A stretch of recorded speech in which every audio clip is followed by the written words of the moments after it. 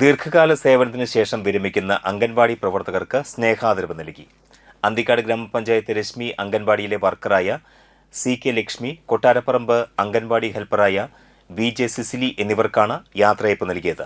Anthikad block panchayat president Jyothilakshmi Vasanthan ഉദ്ഘാടനം ചെയ്തു.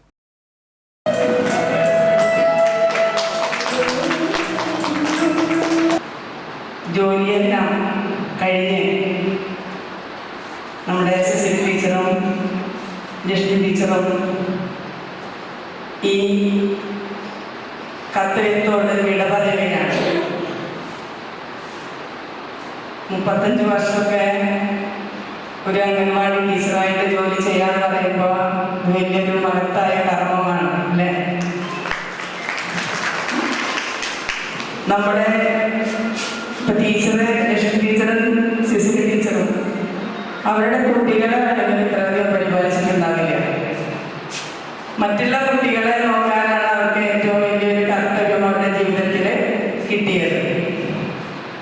രാവിലെ 9 മണിയായാൽ നമ്മുടെ വീട്ടിലുള്ള കുട്ടികളെ കൊണ്ടുവന്ന് ഏൽപ്പിക്കുന്നത് നമ്മുടെ അംഗൻവാടികളിലാണ്.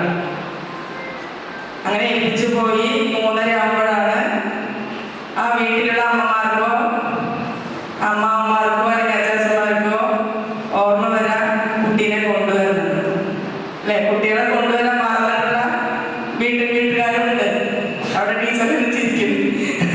അങ്ങനെ കൊണ്ടുവന്ന കുട്ടികളെ വീട്ടുകാരെ വിളിച്ചു വരുത്തി അല്ലെങ്കിൽ അവിടെ എത്തിക്കുന്ന ചുമതല വരെ ഇവിടെ ഇരിക്കുന്ന ഓരോ ടീച്ചർമാരിലും നിക്ഷിപ്തമാണ്. അന്തിക്കാട് ഗ്രാമപഞ്ചായത്ത് പ്രസിഡന്റ് CK കൃഷ്ണകുമാർ അധ്യക്ഷത വഹിച്ചു.